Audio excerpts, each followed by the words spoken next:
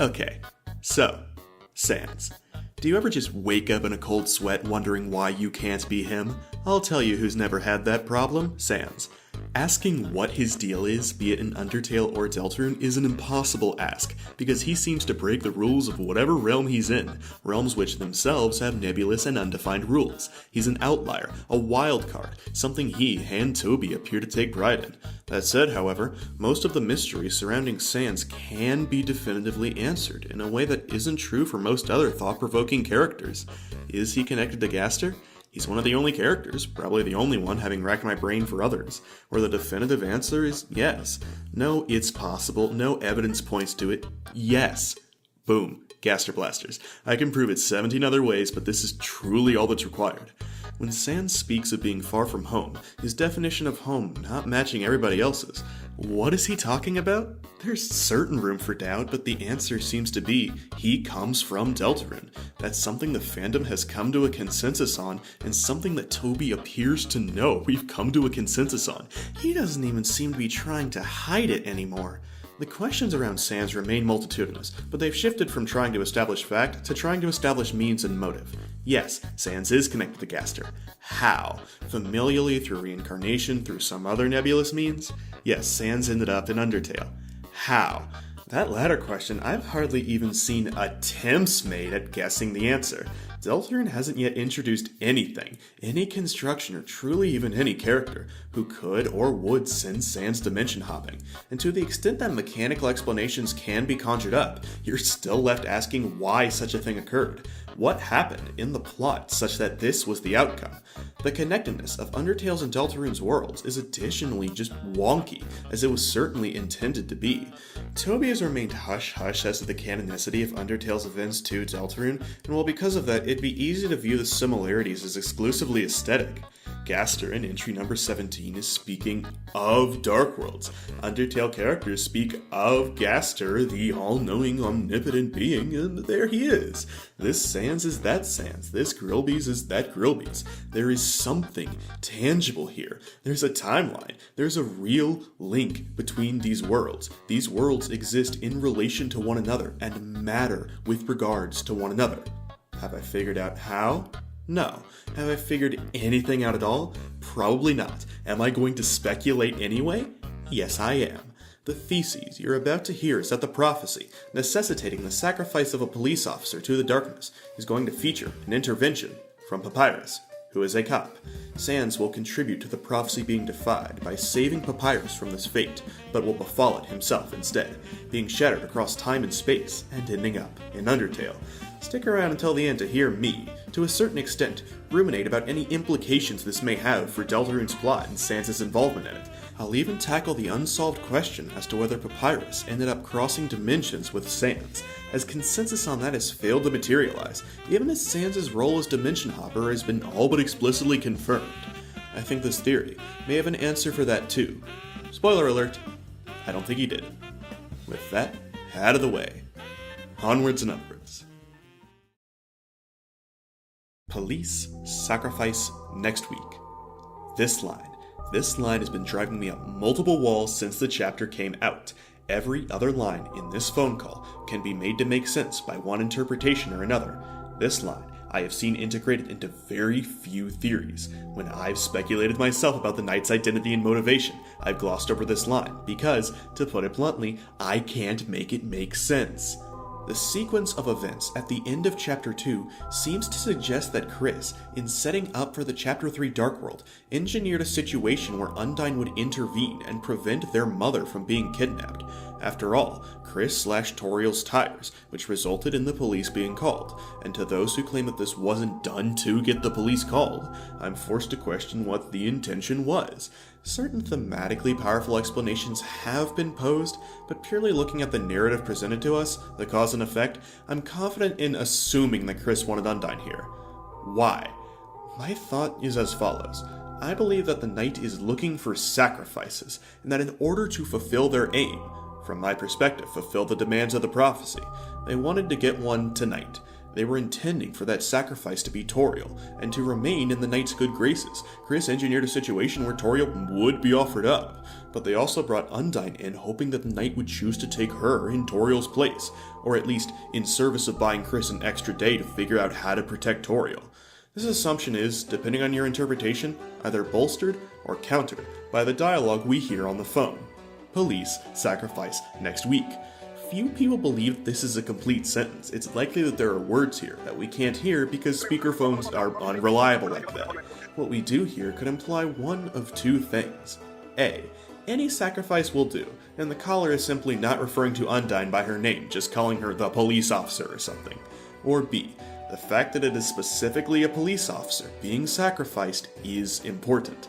This could explain why Chris felt comfortable stabbing their own boss in the back like this. They wouldn't be punished because kidnapping a police officer was something that the plan required anyway, so the knight could still walk away from this interaction semi-satisfied. Meanwhile, the idea that any sacrifice will do is slightly undermined by the fact that they do seem to be going after Toriel again in Chapter 4. But then again, we're not entirely certain that's what they're here to do. They could be here purely to make the Titan, or to search for Des, or to do literally anything else. So these two assumptions, that any sacrifice will do, or that there needs to be a police officer sacrificed, are, in my opinion, equally likely. What's important is that there's a sacrifice that's needed for the knight's conspiracy to be enacted. The reason why a sacrifice is needed is beyond the scope of this video, and gets into underlying questions about the knight's conspiracy that are even more beyond the scope of this video. What I will do now is ask you to imagine a world where the second assumption is true, that there needs to be a police officer sacrificed in order for the plan to be carried out. Here's why that's the assumption I'm going with for this video. Toriel and Undyne don't appear to have a lot in common, but they do share iconography with one very prominent visual in Deltarune, the shelter codes. The church symbol, a police badge, and a holiday tree delineate the three codes needed to open the shelter. This is interpreted to mean that each of these three codes is held by the church, the police, and the municipal government respectively, and while I believe that is indeed the case, there could be a second meaning here. Undyne is obviously a police officer, and Toriel is a church leader. The knight doesn't need the shelter codes, they already have access, so the reasoning why their preferred targets match the shelter code iconography could go beyond the surface. Consider, if you will, the plan, perhaps the prophecy, involves not one sacrifice, but rather three. The sacrifice of somebody related to the church, the sacrifice of somebody related to the police, and the sacrifice of somebody related to the municipal government, or the Holiday family in particular. This explains why both Toriel and Undyne would be worthy sacrifices to the knight, but also why the caller on the phone specifies that a police sacrifice will be taking place next week. Make of that holiday municipal government sacrifice what you will, but let this, at the very least, be a foundational cornerstone of your assumptions going forward. The knight needs to sacrifice a police officer. It's at this point that I would ask you to consider where else police imagery appears in the Undertale Deltarune universe, because there's a place that pops up that many have forgotten about, or at least not heavily considered the implications of. In Sans' office in Undertale, you can find a myriad of different goodies hinting to the fact that Sans is from Deltarune. A paper with a drawing of 3 smiling figures, for instance, presumably either Chris, Susie, and Ralsei, or Chris, Susie, and Noelle, with Deltarune's tagline, "Don't forget," scribbled beside them. There's also a blueprint which gives off at least the faintest aroma of Gaster, and there's also a badge. What's the deal with that? Undertale gives us less than nothing to go off of. There aren't even any badges in this game. The people who tried to tackle the questions this badge posed prior to Deltarune's release came to some interesting conclusions, but now, in Deltarune, with the imagery of the police badge having attention drawn to it via the shelter code, we have a probable solution. Sans has a police badge in his lab, and since this is the Deltarune memorabilia room, he probably has a sentimental attachment to this badge dating back to his time in Deltarune. What's going on there? We only know of 2 current police officers, Undyne and Napstablook, neither of which Sans is particularly close with. There are theories that he's going to get involved in Dark Worlds given how his fling with Toriel is presumably going to provoke the jealousy that causes Asgore to open a fountain. but nothing has as of yet suggested Sans would be involved in the plot to rescue Undyne. I have some trouble believing that this is Undyne's badge, purely because I have trouble visualizing Sans as a part of whatever happens to Undyne in the Dark World to make her lose it. And to the extent that I can visualize it, I don't know why Sans would care enough about it to stick it in his keepsake drawer behind his house. I'd like to propose an alternate solution. Who does Sans have a strong emotional attachment to? His brother Papyrus, who is at least kinda, sorta, maybe confirmed to exist in Deltarune since Sans gestures towards him having a little brother. But why haven't we seen him? Is there significance to that, or is this just one of Toby's wacky writing decisions? I'm going to propose it to the former, and use this as evidence to back it up. When you ask Sans about meeting Papyrus, he says that he'd need to, quote, ask what his schedule is. That's a weird turn of phrase to use, unless Papyrus was consistently busy, which he wouldn't be if he just lived in Sans' house and did nothing all day. This comes across to me like Papyrus is employed, but what would his occupation be? We don't see him anywhere in Hometown. We may actually be able to look to Undertale for answers, because the roles that monsters played in Undertale reflect the roles which they subsequently play in Deltarune. Toriel desires to open a school and teach in Undertale, and now she's a principal. Asgore was the king in Undertale, now he's the Flower King. Alphys was a scientist, now she's a teacher. Also vaguely related to smarts and the like, I don't know. Undyne was a member of the Royal Guard protecting people, and now she's a police officer. Huh. Because I distinctly remember one of Papyrus's main traits in Undertale being that he was training under Undyne to become a member of the Royal Guard. It was his lifetime pursuit, something that both defined his character and role in the game. So given that Deltarune is adapting and translating the roles monsters played in Undertale to create their Deltarune appearances, what would be the equivalent of a Royal Guardsman in training? Undyne provides our answer. A police officer in training. Why is Papyrus never seen in Deltarune? He's probably off doing training exercises or something. Yeah, that's a cop-out. Heh. But it's as good an explanation as any from a plot perspective. As good an excuse as any, I should actually say. Because I suspect he's really being kept out of sight for meta reasons. If you saw Papyrus in a cop uniform doing cop things, it would give the game away. It would spoil the rest of Deltarune. Because many Undertale Deltarune fans would likely remember, and to educate those who don't, about the police badge that Sans has in his lab in Undertale. Under this interpretation, this most certainly would be Papyrus's badge, and if Sans has the badge with him, then something must have happened to separate the badge from Papyrus's person, and to endear Sans to it to the point where he saw it as more than a hunk of metal. Heck, him having it at all may indicate that it was involved in the process that led to Sans ending up in Undertale, since otherwise how would it have transferred dimensions with him? Now consider that the Roaring Knight may be seeking to sacrifice a police officer, and that the Roaring Knight and their pungent odor of Gaster may carry the key to traveling between dimensions through the darkness which binds these two realms, and a possible future chapter plot takes shape. Sans has no emotional connection to Undyne. Who does? Papyrus, a very palpable one, and she has one to him. She's an inspiration to him, and she's very emotionally invested in seeing him succeed. This is a dynamic I'm proposing transfers from Undertale to Deltarune. Character dynamics do indeed broadly seem to be shared between dimensions. See Alphys and Undyne being smitten with one another in both, and Toriel and Asgore being the most divorced beings to ever be formed from carbon atoms in both. So, Deputy Papyrus, full of overconfidence given his badge and his authority, and driven by care and the protective spirit he's always had, upon hearing that Undyne is in danger, leaps at the opportunity to go and save her. Sans follows, caring for the well-being of his brother, something which has historically caused him to shed his nonchalant and distant mask. Papyrus and Sans thus become involved in a conspiracy which they could not possibly fathom, and a threat which they could not possibly overcome. Not alone, at least. If Undyne is freed, then it is possible that the Roaring Knight will see that badge on Papyrus's chest and view him as another potential candidate for the sacrifice, turning their attention to him. You know what? Regardless of what happens to Undyne, I believe a version of these events is likely to take place, ending with Papyrus in mortal existential danger, something which may cause Sans, of all people, to leap into action. find it odd how Sans is portrayed in Deltarune. In Undertale, he was always smarmy and annoying, yeah, but in an endearing way. Just look at how many people were endeared to him if you want proof of that. In Deltarune, his behavior comes across as more antagonizing. He was at the very least tone-deaf to have eaten Chris's dinner, partied all night long when they were visibly in pain and exhausted, and never once noticed their obvious discomfort with this whole situation, instead contributing to it, almost willfully.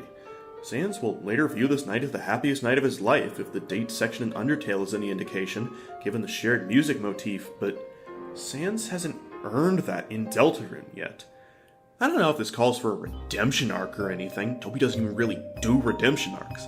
But one thing he does do is present all sides of his characters, their weaknesses and their strengths, their follies and their triumphs. We've seen this one side of Sans in Deltarune. I believe that this Papyrus arc would be a profoundly powerful moment to show the other side, to show the totality of his character. Besides, Toby gave us a non-skippable cutscene with Sans, which does indicate he may be important to the plot going forward, given that Toby has a habit of giving otherwise optional characters required scenes right before their importance becomes apparent. So, imagine, Sans leaps in to defend his brother, and in doing so gets caught in the chaos the night is wreaking, the shattering of dimensions, the banishment of light, trapped, having fallen, potentially, into the same creation that Gaster did long ago, pure darkness. Sans is shattered across time and space, until he ends up in Undertale, where our story picks up, a decade ago. People have had competing beliefs as to whether Papyrus was shattered across dimensions with Sans. He doesn't recognize the sun at the ending of Undertale, for one thing, but on the other hand, he's described as having similarly come out of nowhere and asserted himself at the same time Sans did. I personally don't believe that Papyrus hopped dimensions, and that the Undertale Papyrus and the Deltarune Papyrus are the same, for reasons which I have already set up. For one, I don't buy the notion that Papyrus is extremely young in Deltarune as many have said. I don't get what the remark about his schedule would be, were that to be true. And Sans appears the exact same age as he was in Undertale, old enough to own his own place and hold down a job, as well as date Toriel, who I clock as around middle age or so. Papyrus, even if perhaps younger in Deltarune than he was in Undertale, would still probably be old enough to have memories of this life, and if he did, then he would presumably carry the trauma that came from losing it, something which is not hinted at in Undertale the way it is with Sans. Additionally, if Papyrus was a cop in Deltarune, then the fact that Sans kept the badge in Undertale, as I've repeated ad nauseum, meant that the badge was important to him. The badge wouldn't carry much significance if it belonged to Papyrus, who came with him and was right there, but it would if it belonged to Papyrus, who didn't come with him. It was back there. I don't have an explanation for where this Papyrus would have come from, or why he just readily accepts Sans showing up, but I will assert that there is the potential for some very interesting drama here. Sans loves his brother, and this is his brother. This is not his brother. There's a disconnect there, which is profoundly, heartbreakingly interesting. I doubt Toby will return to the Undertale world, but this would certainly recontextualize the entire game in such a powerful way. The last question I'll ask is, why does all this matter? I've seen some discourse lately around Deltarune theorizing, with there being valid points made that Deltarune isn't Five Nights at Freddy's. The lore will be revealed to us at the ending, and there's an argument to be made that trying to figure it out before them is at best demonstrating impatience, and at worst, ruining the fun for everybody else. I said earlier that Toby may be hiding Papyrus' occupation to prevent us from guessing the ending. Now, what did I just do? My view on it is more optimistic, and pessimistic in a certain sense. And it's that I am probably wrong. Probably dead wrong. Probably comedically wrong. Like, all my theories are probably offensively wrong.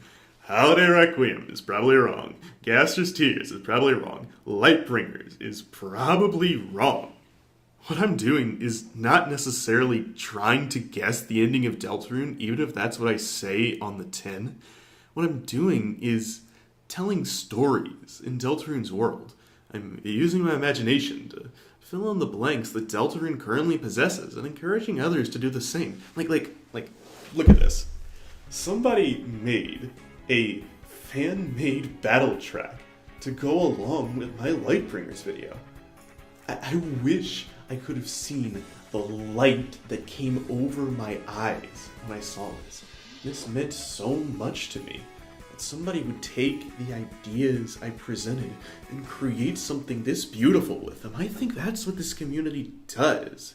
It makes things even more special and gorgeous than they already are. This is creativity incarnate. We're creativity incarnate. I'm not trying to tell Deltarune's story for it. I know its story is going to be beautiful and life-changing no matter what. It already is. This is just an exercise in storytelling on my part. Maybe Papyrus is a cop. Maybe he's not. Maybe this can give hints towards Deltarune's future chapters. Maybe it can't. But what I can say with certainty is that I love these characters, this world, and this plot, as well as this community. I'm glad to be able to make an addition to it, to get people thinking, to have an excuse to think more about it myself, to meet new people, and to maybe, if you'll afford me, a teeny tiny bit of egotism, to inspire some other folks out there to share and make something of their unique passions. I can't wait to be wrong later this year. Best wishes.